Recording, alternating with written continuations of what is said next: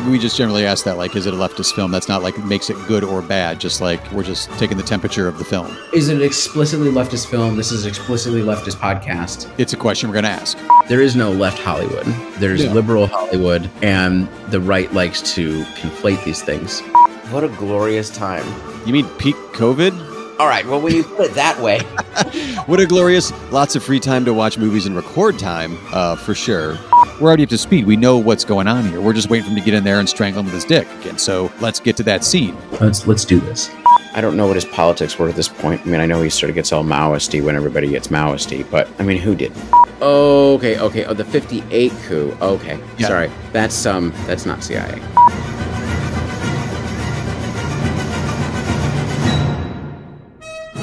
This is a werewolf episode, God damn it. Just not the one you were hoping for. Yeah, and when that happens, when the werewolf comes out, you're like, God damn, all right, this movie's awesome.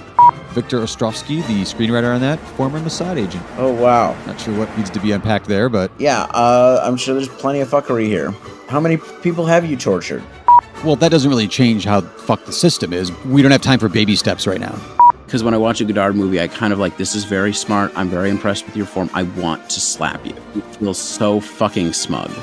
Well, do you think this is a leftist film? No, not at all. We're going to have to atone for this movie. Lead a open rebellion, then the camp gets napalmed, and then revolution, I guess? Fuck capitalism. Fuck all of this stuff.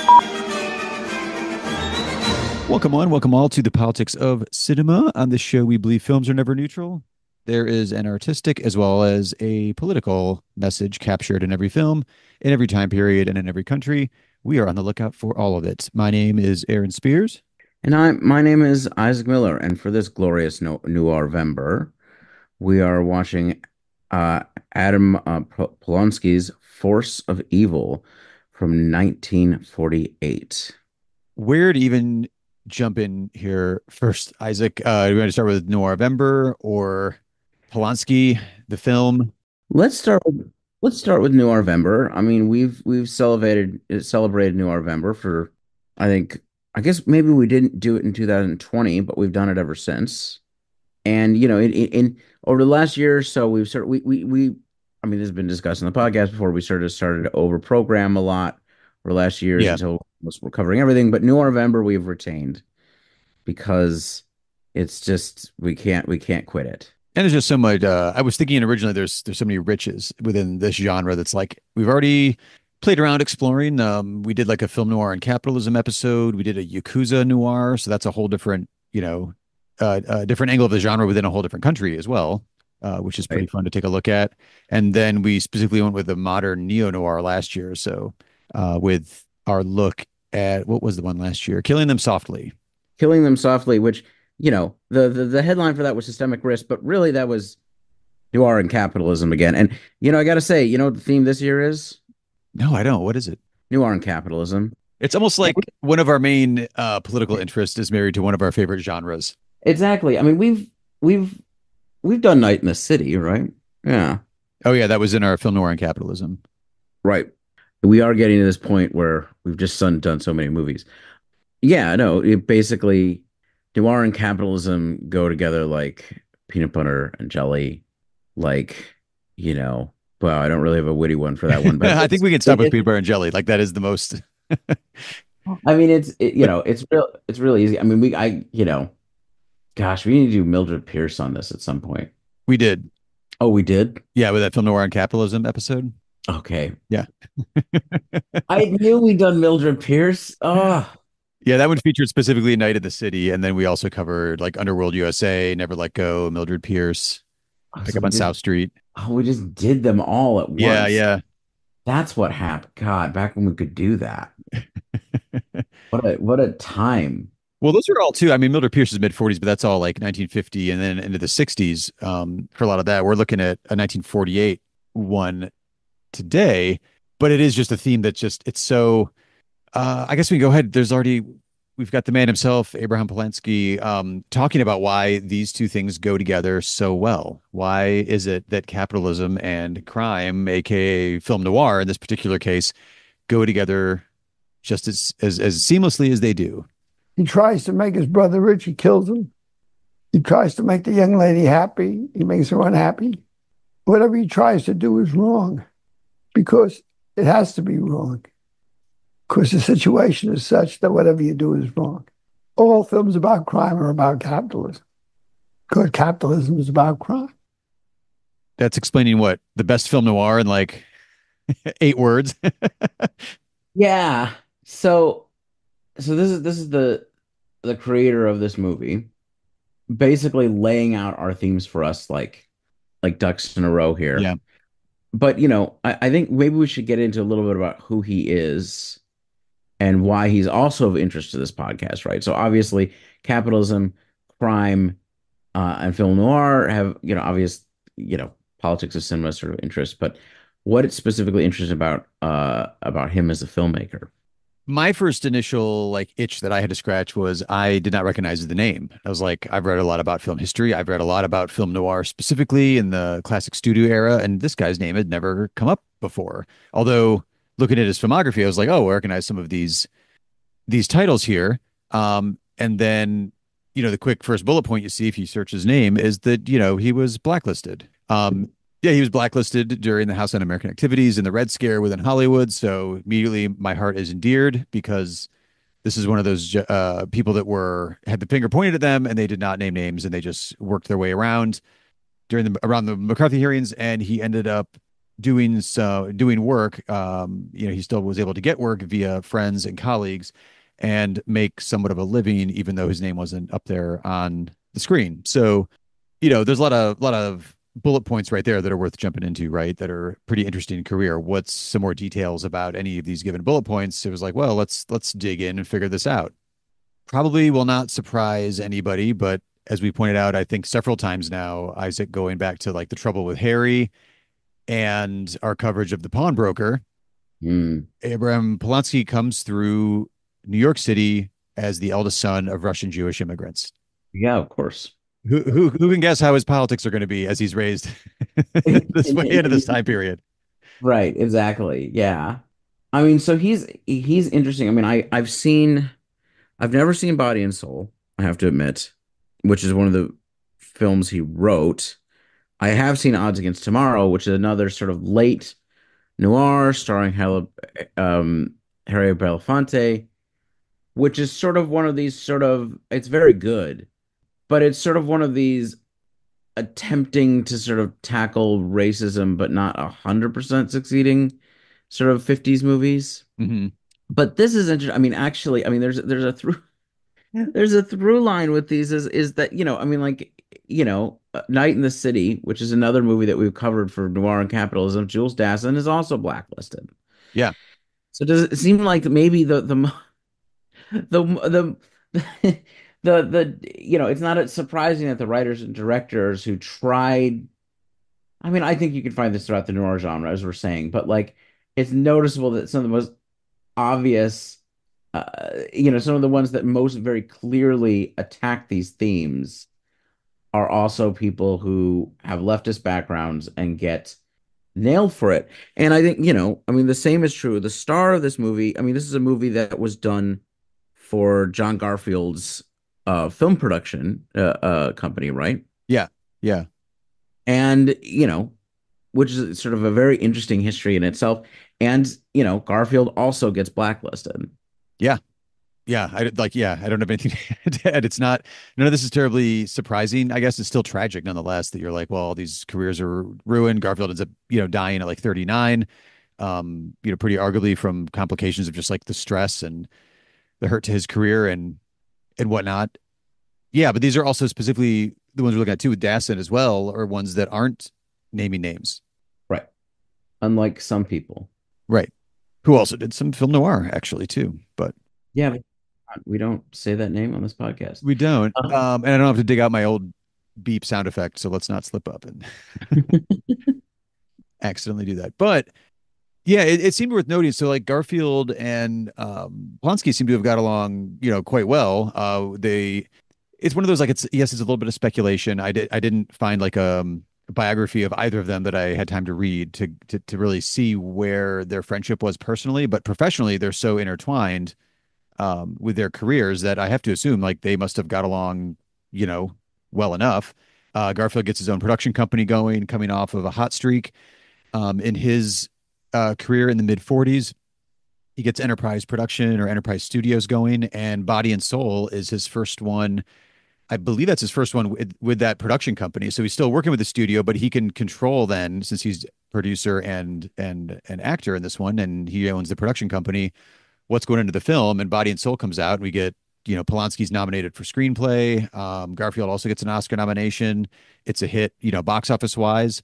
And, within the context of Hollywood, that's peak power for an actor slash producer slash writer, right? And now you get Polonsky making his writing and directorial debut with Force of Evil. That's their chosen follow-up. What do we do when, Body of Soul's a hit, where I'm a scrappy Jewish kid from the streets turned, boxer, and making good on that? You play a scrappy, I don't know, hustler, numbers running kid from the street and trying to make it big within that racket here. Yeah, I mean, it's a parallel story, but it's also like you're choosing this story for a reason, I would assume, right? yes, I'd say you're choosing this story for a reason, and it's the sort of, I mean, it sort of fits. I mean, I think the last movie he does with this production company, if I remember it correctly, is actually another noir called The Breaking Point, which is based off of a Hemingway novel, directed by Michael Kurtz, Kurtz, of Mildred Pierce of Casablanca, Captain Blood, Robin, that guy, which is also dealing with sort of, I mean, these are all very classic noirish themes, but like has, I mean, honestly, has some racial representation, which is pretty good for like 1950, and is sort of dealing with some other, you know, some related themes. I mean, these are standard noir themes to a certain degree. True. But, so like, I feel like, I mean, he's sort of, these are people who are striving for a certain degree of more artistic control and integrity in what they're doing. Yeah. And I guess what I question, I mean, we should sort of get to this movie and like what is it about and why does it fit into these themes? Because it really does. Well, do you want to do the elevator pitch? What is Force of Evil? Isaac, what is the story here? Well, we were joking about how how do you do an elevator pitch for this movie? Yeah. Kid from the streets. We actually don't see that part of his career. Becomes hotshot lawyer to mobster because of the sacrifices of his brother, who runs a small time numbers loan bank. But as he reaches for the stars while trying to assuage his guilt at leaving his brother behind, will he be crushed by the forces that he's unleashed? If you need a broken man to love, break your husband. I'm not a nickel. I don't spend my life in a telephone. If that's what you want for love, you can't use me. You're not strong or weak enough. You're the only one I ever talk to, Doris. You're the only one I ever talk to, and I don't know why. Except that you caught me tonight when I would have talked to the devil. Sure. Fico is better for the combination. He's a killer. And he wants to kill me, don't you, Fico? I will. Like you had Bauer killed. Like Bauer. Like my brother. Yeah, like your brother. You killed before, now you want to kill again. Well, I'm not going to end up on the river in the rocks like my brother. I'll walk out of here alive to hang the both of you. Yes. Pretty good. But also, yes, it's a film noir. This is not going to be a happy ending. Well, I mean, part of it is, I mean, it's one of these film noirs where like, well, I mean, there will be spoilers here, so don't worry. But also, like, right? But Yeah. if they don't have unhappy endings, it's because the censors got to it. And this is one where you're just like, I think at the end, well, we'll get there. But basically, what he's a lawyer. Garfield's character is a lawyer to the mobster who sort of dominates the numbers racket. Mm-hmm. And what he wants to do, what the scheme is that he's going to help this guy go legit by using their political muscle to make the numbers racket an actual legitimate but private lottery. At the same time that they're going to ruin all of the policy, all of the sort of basically numbers operations, like they're functionally like, I mean, we call them illegal shadow banks today, probably, but functionally banks where people, put their money in and get them out when they win. But they have to put all those out of business so that they can then muscle in and consolidate them all into one corporation. which is, so basically what we're going to try to do is consolidate the industry Yeah. into by in a certain sense cornering the market, but creating a crisis that forces them all into it. Either they go bankrupt, Yeah. and then and then make it legit. The problem is that his older brother, who he hasn't talked to in years, runs one of the smallest and weakest of these operations, Right. and he's got a weak heart. So he's worried that if he goes under, that his brother's going to die. Yeah. It could literally kill him. Right. And he also part of it, I mean, this is we'll get into sort of his character here, but he feels he's somebody who's seemingly it's that special noir striving, right? Mm-hmm. He's one of these characters and I think Garfield does such an amazing job at this because he feels like, I mean, these are sort of it's like the thing about a noir protagonist is they have to have a fatal flaw. Right. And he has two because he wants to make it, he believes in the power of money, that just getting the money will solve over any problem, right? He wants to be able to use it to buy his way in anything, but he also, despite having more or less abandoned his brother who sacrificed to get him, where he is as a lawyer, Yeah. wants to pay him back by making him rich, but only wants to pay his brother back by making him rich, but only on Garfield's own terms. Well, and his quote unquote paying him back is really convincing him to like just throw out his own moral code completely and go corrupt real quick. And you're like, what? Why would you drop this in his lap like that? To me, when he was doing it, I was like, you already said the dude has a heart condition. What are you doing to your poor brother? Well, that's just right. Like because the only thing that he can offer anyone is to entrap them more with him. Yeah. So his brother. So basically what they're going to do. Well, it also assuages his guilt a little bit too, because like his brother has to go along with this scheme he has because it's central to his scheme is happening either way. He's just like, well, I got to get my brother in on it. It's to assuage his guilt. It's to assuage his guilt in both being involved in numbers and crime in the general, and then also assuage his guilt over his brother. Yeah. You can't let him go under. And the other, so there's him, there's his brother played by Thomas Gomez, and then there's the love interest played by Beatrice Pearson. And all of them basically but all of them have made choices right in this. Like, so part of it is that the brother pretends, actually this is why this works so well. So the brother both both the love interest and the brother are in a certain sense supposed to be conscience in the film that he is corrupting by offering them a big pay, right? With the love interest, she's sort of been like a surrogate daughter to his brother, and his brother had given her her first job working there, but she's realized that she's been able to ignore the fact that she's involved in crime that does ultimately exploit people, right? And the brother treats himself as sort of the archetypal, upstanding, moral, small businessman in sort of the mythology of America, right? Yeah. Except that he's not, because he's running a numbers bank. He's always involved in a criminal organization, and he can't. And it's very clear as we go through the movie that there's no other way to do this.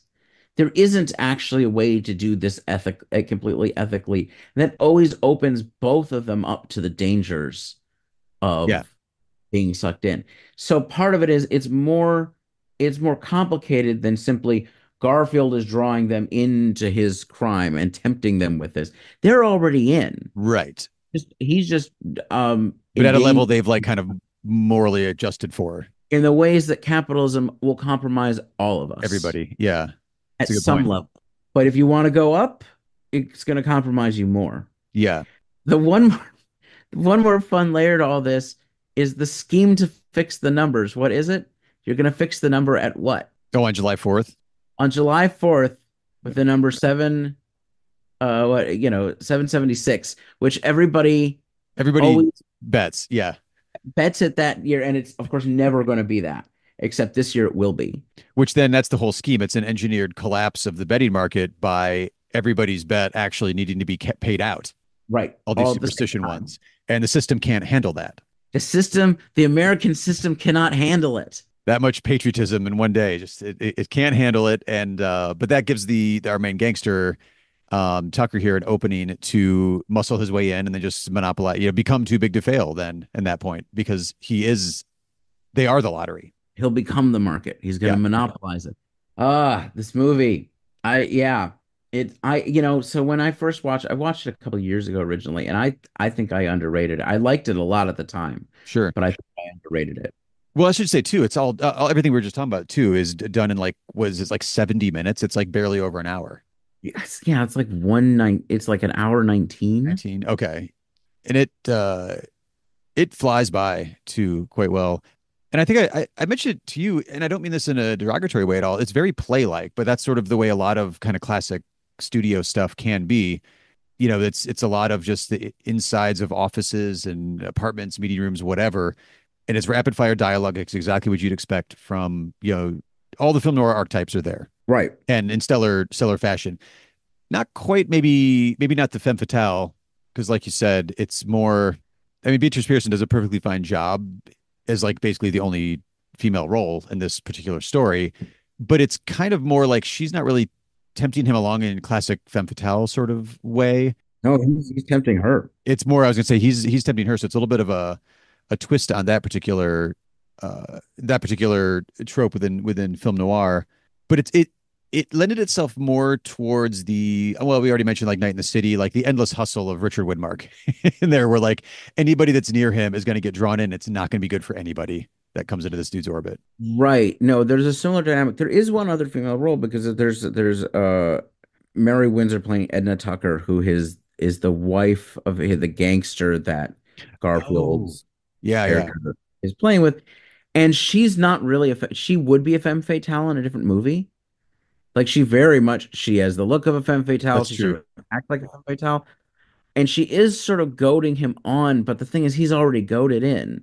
Like she's almost sort of just illuminating more elements for us of his character. Yeah. As actually being a femme fatale. And then besides some of just like the clear story allegories we've got here, there's some great camera work done by cinematographer George Barnes here, that there are like a lot of like good like lower angle shots when we've got our main character John Garfield, aka Joe Morris in this particular one, when he's out around the Wall Street area or some of the banking exteriors. There is some really great visuals that reinforce the kind of critique of this oppressive system that our main character is trying to get rich by participating in.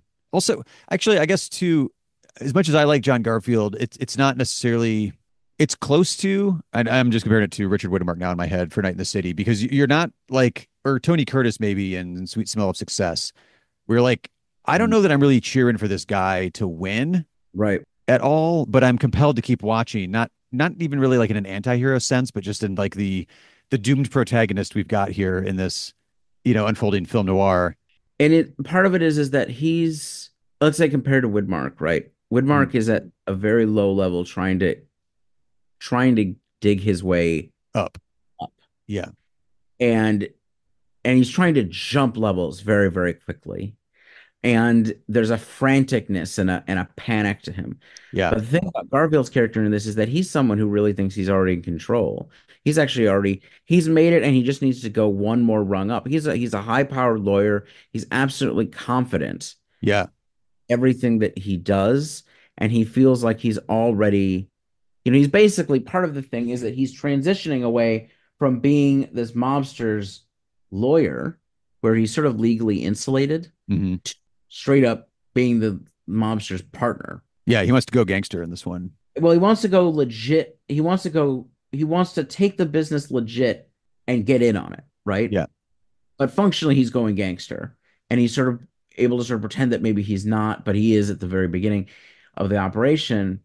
So he's in a very different, it's a different position of grasping, because he could be a high-priced lawyer if he wanted. Yeah. Like he's not like, Harry Fabian's like barely making it by. This is a guy. Yeah. He's doing fine. Yeah. Well, he wants to go from the people who serve capitalists at the high levels to being one of the capitalists. Yeah.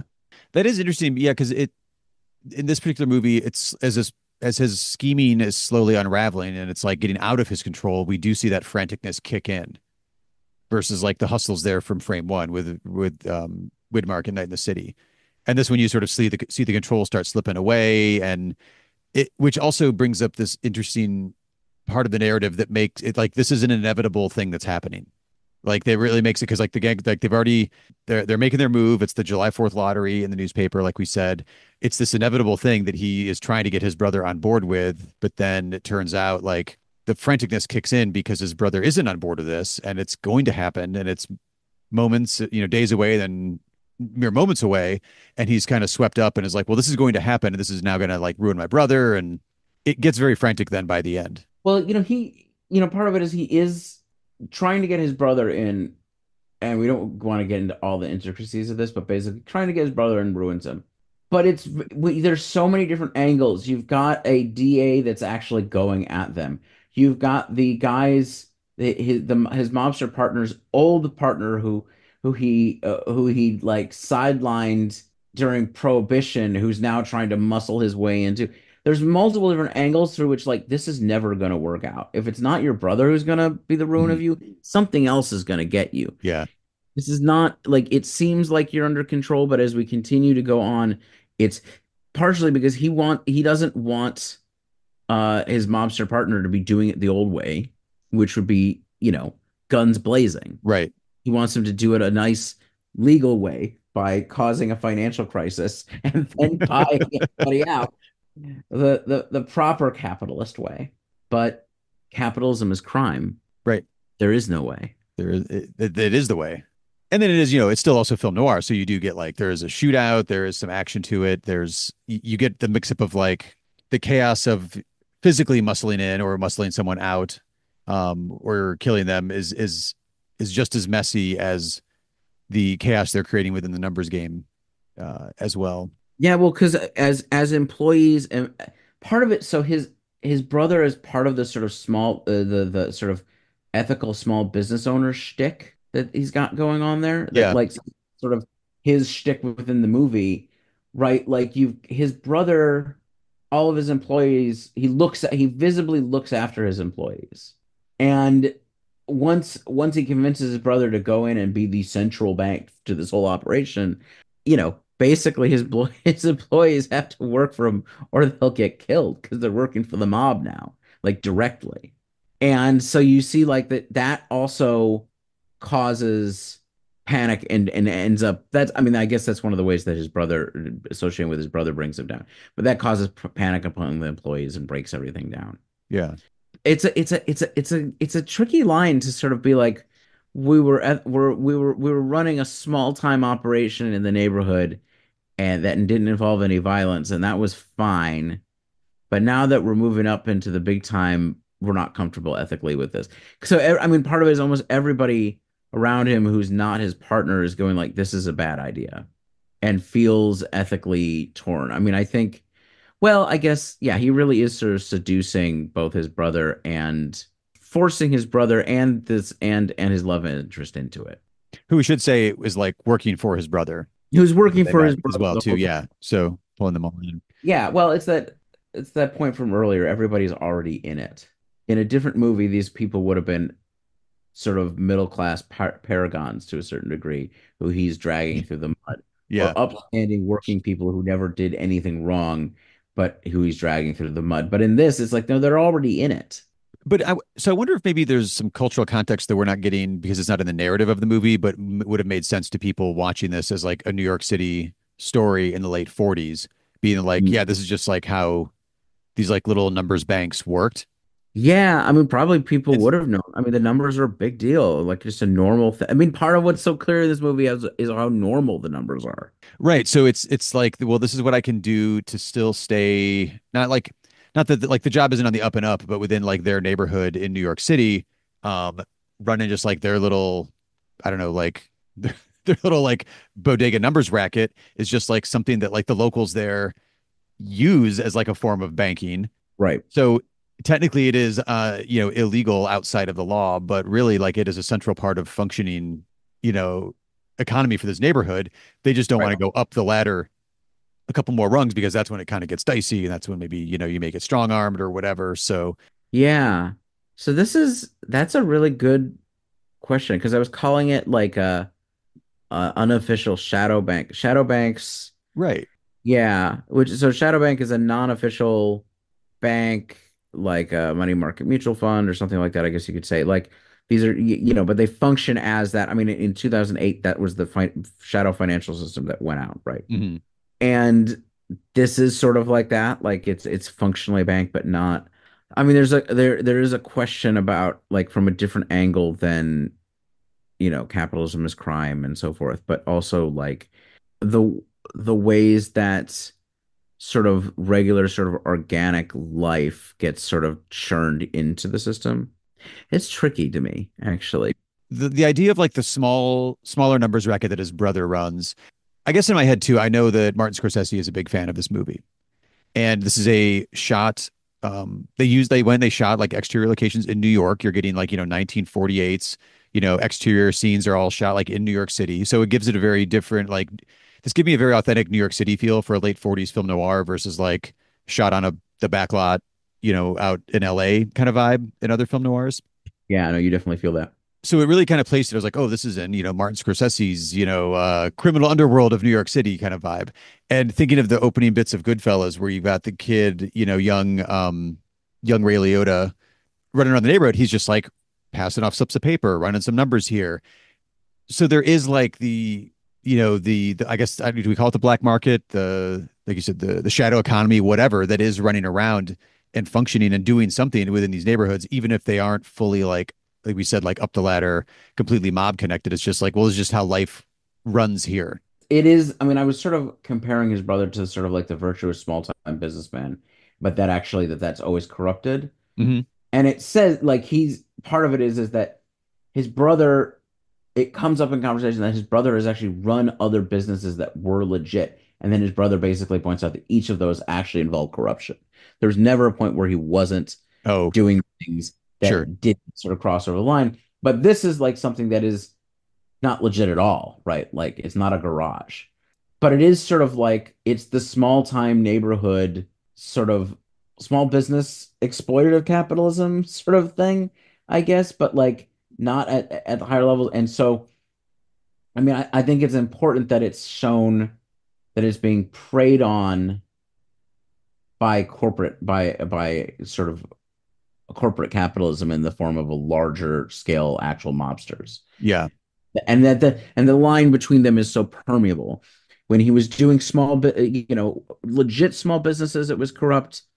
If this large numbers operation becomes a legitimate business, it will be corrupt. Yeah. So the shadow economy, I was using this more in a technical sense of like finance, like shadow, but let's say the shadow economy, something different than shadow banking in the modern sense, but like the shadow economy parallels the formal capitalist structure and is the same at every level. I think you see that, right? Yeah. But yeah, I can totally see that. It's that organic, the neighborhood feeling to it. Yeah. Yeah. That would have appealed to Scorsese so much. And it does sort of get you thinking, which I think is why he's such a fantastic screenwriter in setting up these questions within our head. Like you said, it's not his brother isn't playing some like Piers the Driven Snow, righteous moral crusader, like I refuse, like whatever, but he's willing to go to a certain level because, his life works and his neighborhood functions and that sort of thing. But he's not going for like too much the way that John Garfield as his younger brother is. Yeah, he's not trying to go for too much. That's a good way of putting it. So it creates a tension there, right? And then as the ticking clock element comes in, we're like, well, this is going to happen because we're rigging the lottery on July 4th. We're getting closer and closer. Oh, my brother isn't going along with it. Well, we're kind of put up with like if the conundrum is like if his brother doesn't go along with it, it's going to put him out of business. Period. And then that could or could not trigger a heart attack and kill him because he already has a weak heart, or just the news of himself going out of business before it even happens is going to take him out. So basically everything happens because you get greedy. But it also seems like it's portrayed as inevitable within this story. Like this is only going to end one way, right? I mean, it's only going to end one way once he enters into his brother's life. His brother actually seems to want out anyway. I mean, to a certain degree, but also actually it's questionable whether his brother is going to make it, right? Like Hmm. either way. Like, I Right. mean, he doesn't seem to be really, in this competitive world of capitalism, everybody's under constant pressure to survive. Yeah. Huh. And then it's also film noir, so you may just end up getting shot at any minute too. Well, yeah, as you would in well, No shortage of stressors in this particular environment. yeah, no, I mean this is everybody in this movie is stressed to a certain degree. Unless it's like a good femme fatale, I don't tend to buy a lot of the romantic relationships in these movies. Actually, Night in the City is an exception to that. I actually totally buy the romantic relationship there. That one does work, yeah. And some of them work. That's fine. Yeah. But for the most part, like this one, I wasn't quite buying the chemistry here between John Garfield and Beatrice Pearson or Joe and Doris as the characters.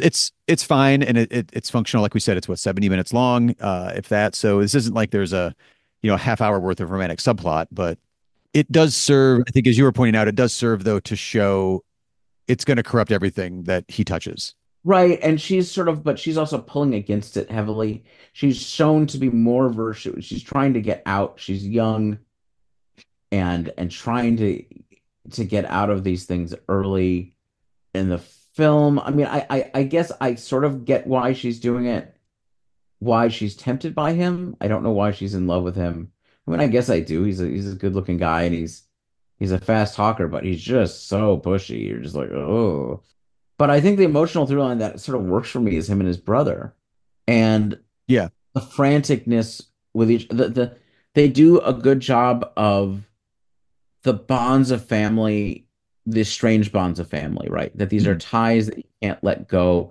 They're ties of love, but they're ties of guilt and obligation that Garfield can't let go, and that they've both had to each other one way or another. And trying to deal with them will drags him down. And I actually buy that. And I think both actors do a really good job of selling things that are said and unsaid. I guess kind of thinking back to our note on like how do you pitch this movie when I mean it's a very like overtly talky kind of film noir. The crime is more of like a financial crime sort of thing than like an action pull guns and go rob people kind of crime. Right, by and large. Just to pile on the conundrum that is this movie and trying to like pitch it and get a movie made. This movie came out on Christmas Day, 1948. It was the Christmas Day movie, which wasn't necessarily like a thing the way it is now, and on a release calendar schedule. Sure. But still, like this was like around the holidays. If you and your family wanted to go out to the movies, go see this particular. I don't know. It tickled me when I saw that it was a Christmas Day release. This particular. Sure.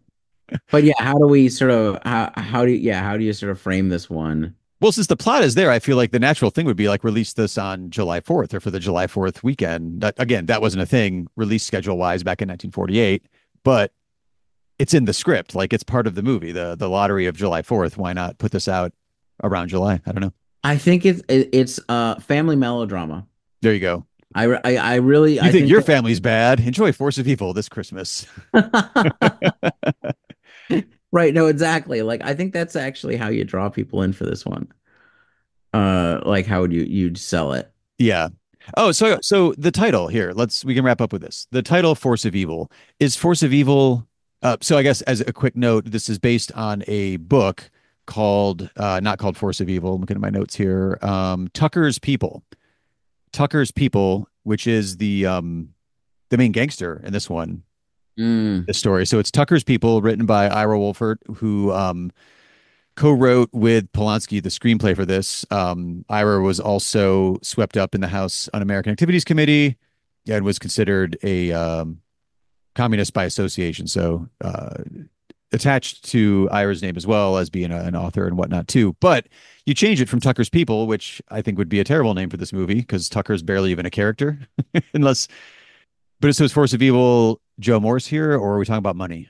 Capitalism in general is the force of evil. capitalism is the force of evil because it's a force, right? It's not an individual, it's a force beyond your control that's that entraps you in in a structured and in a structural way. And yeah, all of them have choices, but they either could have stayed on the street or not. I mean, it's his grasping. There is greed. It's not just pure motive structural force that drives it. But yeah, I just sort of assumed that was the force involved. Gosh, everyone involved in this, including Garfield, I think are basically communist Jews. Oh, like in the making of it? Yeah, I mean, Yeah. yeah, including the star. I mean, I can't remember if Garfield was actually. I don't know if he was actually a party member. I can't remember. But our kind of movie, I think. But our kind of crew. But yeah, no, I just sort of. I mean, part of the thing about like noir plots in this thing, this period, it's like out of the past, right? Well, that works. It's definitely about out of the past. But like they're pretty generic, right? They tend to be just pulpy names. Yeah, yeah. But I I think this one takes on a little bit more meaning with yeah, it's like, yeah, the force of evil, yeah, it's capitalism. Yeah. The force of evil is not crime in itself. No, but I mean that could also work for a film noir, approach, but Polanski's clearly not he's clearly doing something else with this one. So I did grab a couple quotes from Polonsky. I was looking for actual audio of them, but I guess we can go to quotes after we because it would kind of spoil the question that we ask as we wrap up all the time. Is this a leftist film, Isaac? Whew. Somehow, even though we ask this every episode, I was not ready for this question. Leftist film. Ugh. I thought this was easier than what you're wrestling with right now. No? No, I'm really struggling because I think it works so well within a standard film noir framing that it wouldn't have to be. I know this goes against almost everything we've said so far this episode, but seriously, this could happen without these people involved. But then realizing that some of these people are involved in Mildred Pierce, you're like, wait, maybe all of the ones that I thought were noir and capitalism in the 40s and 50s were just people from this crew plus Jules Dassin. Um, but um, I'm gonna say I'm gonna say yeah, but I think it's stretching a little bit. It's Huh. wait, you were just figuring it just is. Yeah, yeah. Because like everyone behind it is the moral of the whole. I mean, it's not like as in your face as like sorry to bother you, which we just covered. Of like, hey, here's all of this. It's right here on screen. I think this one is more like one of those because everybody who is behind the camera working on it and in front of the camera acting it for the most part. I think it forces your approach to the topic and the way that this narrative is set up as yes, it is. It'd be like if Martin Scorsese was like a known committed Marxist and made Wolf of Wall Street. You'd be like, oh, I see what he's doing here. This is this person because I know their politics doing this thing equals a yes, I guess, for me. Or is that too convoluted? No, I think you're right. I think when leftists make a leftist seeming movie, it's probably a leftist movie. Yeah, that's the cleaner way to say that. But All right. well, you're saying yes too. You're saying it a little, with a little less enthusiasm, I guess. No, I think it is. I think we can count this as a leftist film. I think my hesitance has to do Just because a leftist makes a movie doesn't automatically make it a leftist movie, depending on what the movie's about and how it's portraying the world. yeah, I mean I think part of it is this is designed to not be a leftist movie it's camouflaging leftist idea. Shit, I think that makes it a leftist movie. Asking if Mage wants a leftist movie All is right, like is this a secret leftist movie? How about that? definitely. Okay, Yeah, okay. There's the quick response I I thought mean we it's would have. totally a secret leftist movie. I mean, like, come on, guys. But Like it's they also got 1948. Like it kind of had to be, right? yeah, it has to be secret. It Yeah, absolutely. I mean, Hollywood in 1948, even if you've got your own production company, it has to be. yeah. And all these people get blacklisted for a reason, for good reasons. I mean, but that's not how I I mean know, it. I know what you mean. That is not the way to say it, but I know what you I, all these people got blacklisted because they're good people. right, right. They earned their scarlet letter, right? They earned it. It's a badge of honor. There you go. So the two quotes I grabbed, one, they both come from 1999. In 1999, what was going on that Polanski had some quotes he wanted to put down? Well, this was he was being interviewed because Ilya I will have to find my censored beep sound effect now. I said the name was being celebrated at the Oscars that year, and Polonsky had an opinion on that. And the quote, I couldn't find audio to play, but the quote he has was about the Oscars. He said, "quote I'll be watching, hoping someone shoots him. It would no doubt be a thrill in an otherwise dull evening." Ah. He's a writer, right? Like you write that ahead of time, right? You have that, you're like, I got this line ready to go. If someone asks me, I got a line for them. I mean, I don't know. I mean, part of it is like there's nothing like classic Hollywood scripts for just wit, right? Oh yeah. Yeah. If you've written enough of those, you're just like, Yeah, you can just bring them out. Yeah, maybe that's just how his brain works. oh, And he also in that same interview said he was, quote, I was a communist because I thought Marxism offered the best analysis of history, and I still believe that, end quote. I just thought that one would warm your historian heart, Isaac. why did I doubt this film was a leftist film? Oh, I mean, this is way more than Dassin in some ways, because I mean, Dassin wasn't a Marxist by like the 60s. This guy's a Marxist in like 1999.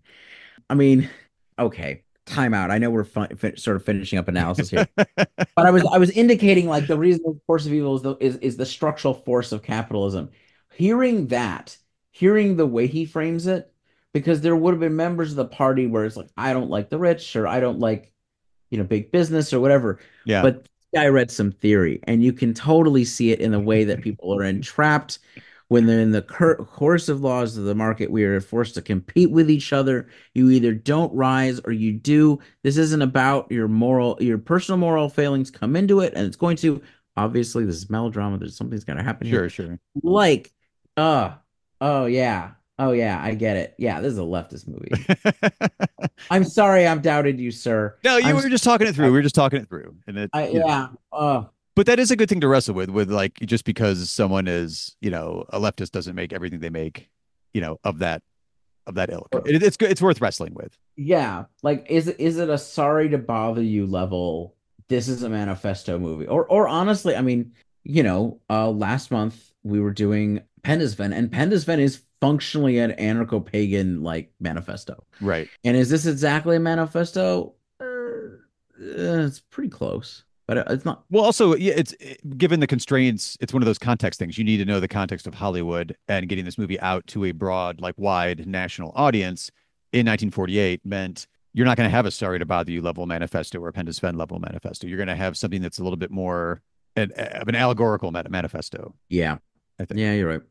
I mean, I guess it's not that it's not actually allegorical. It's pretty much, it is actually directly what it is, but you might not quite say it outright.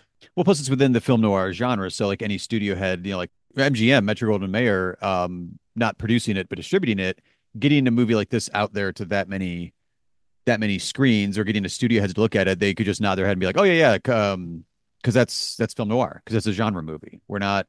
Of course, we're talking about crime and the underworld and blah, blah, blah, and not clearly not getting the allegory that's contained herein. But if it's another genre, maybe it would stand out more. Like, oh, wait, I think I know what you're trying to do here. Well, this is, I think, an ironic thing in us doing noir and capitalism is that since, stories of flaws and failure, or, an inherently flawed thing, like the inherent flaws of capitalism, and the inherent flaws that it leaves in us, right? That lead to our downfalls, is sort of so inherent to the genre. I feel like I've sort of twisted myself in knots here, because what was making me have difficulty was that the genre trappings, right? That could go for any sort of noir where this sort of thing could happen. Yeah. But that's exactly why we're doing the series in the first place, is because it goes together so well. Yeah. So, yeah. What are you going to do?